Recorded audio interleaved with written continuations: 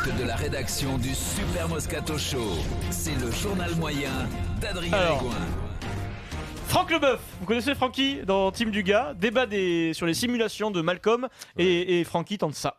Mais là, alors là, moi j'ai dit Malcolm, chapeau. Bon, chapeau.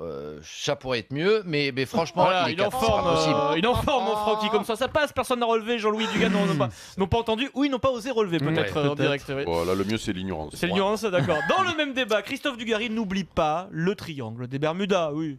Un mec, pour le faire tomber, il faut le pousser. Moi, d'un matin, un mec qui me croise dans la rue, pour le faire tomber, il va falloir qu'il me pousse vraiment. Donc, à un moment, il faut arrêter. Et toi, bon Jean-Louis, toi, le mec, il va te faire tomber à toi. Eh oui, ça c'est bon, ça, te faire tomber à toi. Ça veut dire que le mec il tombe deux fois, il tombe et après il tombe à lui. Donc ça fait il tombe deux fois. C'est double. C'est un vrai mystère de la science. Mystère de la science, incroyable. Rassurez-moi, les gars, je le fais pas, moi, ça. Tu le fais jamais, Eric. Tu ne le fais jamais. Tu vas à l'école, tu vas au lycée, tu vas à l'université. Tu peux pas l'écrire ça. Parce que ça vient de. Mais tu le dis. Ça vient des parents, des grands-parents. C'est l'occitan. À vos autres. Et ben là, c'est ça. Quand même, Pierrot, quand même. Dis-le, tu l'as jamais dit ça. Tu ne l'as jamais dit ça. Mais j'essaye. Je me dis à un moment donné, ils vont avoir.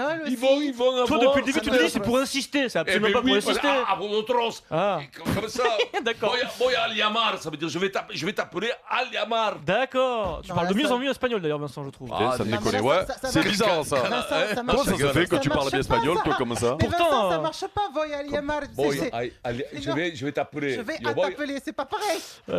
Aliamar. Eh ben, Aliamar. Non, Aliamar. Ah bon, mais si, c'est sûr. Notre correspondant à Londres, Philippe Auclair, a tenté un truc. Vous connaissez Philippe Auclair, quelqu'un de très classe, etc. En débat du Real Madrid, dans l'after, le Real voudrait recruter l'Argentin qui s'appelle Mauro Icardi. C'est le Real à l'attaque, Icardi. Excusez-moi, c'est très mauvais, mais bon, c'est pas grave. Toi, Icardi, ouais. Excusez-moi, je sais qu'il est tard. Voilà, c'est bien. Pendant dans l'after, on peut tout se permettre. Ne traduis pas. Tu dis le Real à l'attaque. Puis les gars, ça dépend aussi de l'émission que tu fais pour l'after. Ou juste parce qu'il a rajouté le A à l'attaque. Désolé. Ah oui. Voilà, attaque Icardi, peut-être ça aurait été Icardi, Et puis Daniel Riolo nous parle d'un Français que je ne connaissais pas, moi, qui joue à Francfort, qui est français, qui s'appelle Sébastien Haller. C'est un joueur qui a des vraies valeurs fondamentales, de famille, de stabilité, de raison vis-à-vis des sirènes de l'argent. Oui, mais ça paraît un peu... Il est ponctuel à l'heure, forcément. Toujours, C'est Aller qui s'appelle. Aller, ouais, mais Daniel l'appelait à l'heure, il a dit qu'il était ponctuel. C'est l'after, les gars, c'est l'after. C'est comme ça. Tu sais, à minuit moins 10, minuit moins le quart, tu peux tout essayer. Tu peux tout faire. Elles sont là 16h49, elles sont là. Eh oui, bien sûr. C'est gentil aujourd'hui. Le centre parisien Jonathan Danty, 25 ans, sélectionné en équipe de France de rugby, se présente en conférence de presse. Jonathan est frais, Vincent. Il a 25 ans, il fait partie du nouveau visage des Bleus et c'est un naturel. Il parle du nouveau sélectionneur du 15 de France. Il veut réellement dire du bien de Jacques Brunel parce que tu vois, c'est un gentil Danty et sans vouloir, il le crépit. Il est comment, Brunel ? Il est beaucoup dans l'échange, après bon, ça fait que 10 jours, mais c'est clair que pour le moment, voilà, on peut voir qu'il intervient pas mal sur le terrain, qu'il comprend pas mal le rugby quand même. Franchement, j'ai été un peu étonné. Ouais, il le prenait pour une pompe. Il le prenait pour une pompe en fait, Brunel à l'époque. Il connaît un peu le rugby quand même. Ouais.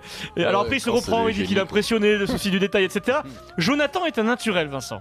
Il parle de la façon dont fonctionnait Guinoves avant, et sans le vouloir, il le crépit. Quand j'étais en équipe de France, voilà, à cette époque-là, le sélectionneur n'intervenait pas réellement sur le rugby, prenait pas d'exercices de skills, etc. sur le terrain. Et là, en l'occurrence, Jacques le fait, donc ça m'a un peu surpris au début, en effet. C'est surprenant, on a un entraîneur de rugby qui entraîne les joueurs avec, c'est une première en fait, ça c'est un nouveau concept. C'est terrible quand tu pars, quand il y a un nouveau entraîneur, c'est terrible. Non, il a pas voulu le tuer en plus. Il a quand même un chef et deux adjoints qui font le rugby. Après. Oui, les avant, les arrières, bien sûr. Non, le chef il reste au bord. Le manager reste au bord. Ça dépend des chefs quand même. Ça dépend des chefs. Normalement, le chef il va au terrain quand même, il va sur le terrain. Bien sûr, mais après les fonctionnements ils sont pas les mêmes chez les uns ou chez les autres. Le fonctionnement de Novès, ça a marché pendant des années à Toulouse et je pense qu'il ne fait pas différemment de ce qu'il fait en équipe de France. Et Danty, probable titulaire pour France-Irlande à 17h45 samedi, information RMC Sport. Jonathan Danty. Il y a du gars. Ouais, c'est un puncher. J'aime bien ce joueur. Sans transition. Alors attention là, c'est sérieux Vincent. Direction BFM TV, l'émission de Jean-Baptiste Boursier, Grand Angle. C'est bon ça non? Hier soir ils ont fait carton rouge. Jean-Baptiste Boursier, c'est Dimeco avec 20 ans de moins en fait. C'est les mêmes, mais voilà, 20 ans de moins. Documentaire événement sur BFM TV. Qui a tué François Fillon hier soir? 3e chaîne de France, excellente audience, bravo les gars, etc. Et dans ce doc, le foot, les amis, oui, le foot est au cœur de l'avenir de la République. C'est le moment du rassemblement au Trocadéro. Vous vous souvenez? François Fillon est au cœur de la tourmente, peut-être même proche de jeter l'éponge, de laisser tomber, Vincent, la campagne électorale. Alain Juppé, lui, à Bordeaux, réfléchit et pourrait se lancer à sa place. Mais c'est comme ça, il a besoin de joindre Nicolas Sarkozy pour avoir son soutien officiel. Sarkozy est injoignable, mais pourquoi donc? Mais là encore, François Fillon va échapper au tir croisé grâce à un incroyable concours de circonstances. Car Alain Juppé choisit d'appeler Nicolas Sarkozy un soir de match au Parc des Princes. Nicolas Sarkozy est donc au Parc des Princes et François Barouin qui raconte la suite. Juppé appelle Sarkozy pendant le match. Oui. Nicolas Sarkozy ne répond à personne pendant un match du Paris Saint-Germain au Parc des Princes. Donc il laisse un message, 2 messages, 3 messages. Je suppose que le 3e était proche d'une température hivernale. Température hivernale, absolument, c'est joliment dit. Nicolas Sarkozy ne soutiendra donc jamais Alain Juppé. François Fillon est allé au bout de sa candidature avec le final qu'on connaît, Vincent. En partie peut-être à cause d'un match de foot au Parc des Princes. Ou peut-être qu'il a vu qu'il était en train d'essayer de l'appeler, qu'il n'a pas décroché volontairement, c'est aussi possible ça. T'imagines que les Chinois nous auraient attaqué pendant le match du PSG? Il décrochait pas quoi. On était morts quoi. C'est bon ça quand même, non? C'est surtout que tout le monde le sait qu'il est au parc avec le match du PSG. Ouais, mais bon, le problème c'est qu'il peut décrocher son téléphone. Ouais, non, Barouin l'a dit, on ne décroche pas pendant qu'il y a un match de foot. Mais voilà, c'est comme ça, c'est bizarre quand même tout ça. C'est tout.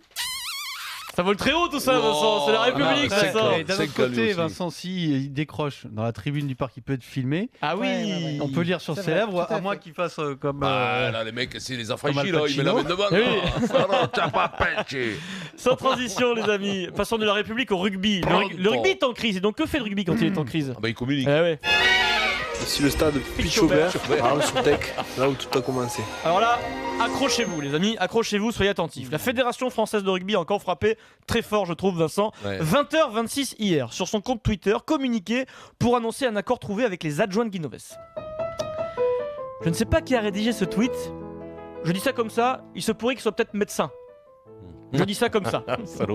Vous n'allez rien comprendre à ce que je vais vous lire, c'est normal, je vous ferai la traduction un peu plus tard, ok? Info. Messieurs Yannick Bru, Jean-Frédéric Dubois et la Fédération Française de Rugby se sont entendus pour régler amiablement les conséquences de leur séparation de sorte qu'il ne sera ni de part, ni d'autre effectué de quelconque autre ou plus ample commentaire. Traduction, on paye et vous la fermez. Mais cette nuit, parce qu'on n'a rien compris quand même. Dans la nuit, il y a peut-être 2-3 membres de bureau, tu sais, du bureau fédéral qui se sont grattés la tête en disant Joe, je sais pas ce qu'on a compris à ce qu'on a écrit là, tu vois. Donc, 8h55 ce matin, tweet de la Fédération Française de Rugby. Là, ils ont oublié la fameuse phrase il n'y aura pas d'autres commentaires, autres ou plus amples commentaires, comme ils ont dit. Il y a un nouveau commentaire. Et là, c'est beaucoup plus simple, Vincent. Messieurs Bru et Dubois et la Fédération Française de Rugby ont mis fin aux différends qui les opposaient suite à la rupture de leur collaboration le 23 juillet 2018. Ouais, tout à fait. Voilà, ils ont fait compliqué. Chèque. Et on se tait chèque. Et on se revoit jamais. Vous pouvez signer dans un club. Voilà. Petit chèque à chacun, tout le monde est content. Et donc on doit deviner qui avait fait le premier tweet. Mais le premier tweet. Qui a écrit ce premier tweet qui était incompréhensible? Oh, on sait pas mais. T'as une intuition? Je sais pas. Cette phrase. Pour régler amiablement les conséquences de leur séparation de sorte qu'il ne sera ni de part, ni d'autre, effectué de quelconque autre ou plus ample commentaire. Champion du monde, les gars. Vincent, champion du monde. Ça, c'est soit Jacques Le Verdier, Ils ont peut-être essayé de mettre soit toutes Serge les Simon. conjonctions Je sais dans pas. la même phrase. Je sais Tu pas. sais, mais oui, donc Ornicard, Serge, des fois, il est pas seul dans la tranchée. Des fois, il aime les phrases compliquées. Ouais, il aime ça. Il les ouais. comprend Non, mais il mieux. maîtrise la langue française. Il la tourne, il la retourne. Et il a bien raison. Et vous, C'est les tout. Zèmes, les Manants, les Cerfs, les Vilains, vous Bien comprenez sûr. pas parce que vous n'avez aucune culture. Et puis pour conclure, les imitations du Super Moscato Show deviennent un phénomène de société, Vincent. Un auditeur nous a envoyé un message sur Twitter. Il s'appelle Pierre Guidez. Il écoute le Moscato Show. Il s'adresse au Super Moscato Show. C'est plutôt un ancien président de la République qui s'adresse à nous, Vincent. Mon cher Vincent Moscato, Un auditeur. je souhaite vous rendre hommage. Mais voyez-vous, Pas mal. j'hésite. Voyez-vous. À qui dois-je m'adresser? Au joueur artiste dont le pied gauche était d'une précision chirurgicale dans le regroupement, ou bien au sanglier de Gaillac, Eh oui.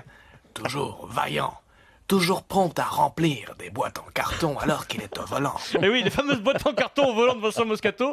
Et il n'oublie pas, comme tout bon président de la République, la conclusion traditionnelle. Vive la République! Vive la France. Et vive le Kikadi. Voilà, Pierre Guidez, excellent, il nous a envoyé ça sur le compte Twitter. Super, il est bon, les mecs sont bons. Ce délire des imitations, ça va tourner en concours. On va recevoir des dizaines de messages de mecs qui imitent. Allez-y, les gars. Les mecs, ce matin, j'ai vu Balladur. J'étais en train de courir, et alors il y avait son fils à côté que j'ai connu parce qu'il venait souvent boire. On le croisait souvent, Vincent. Chez Nounours à la cave, tu vois, au quartier. Tout à fait. Il venait boire des coups. Et là, j'ai dit bonjour, le mec, il m'a pas reconnu, le fils. J'ai dit. C'est vrai. Alors, je pense qu'il avait un autre fils, il avait un autre frangin.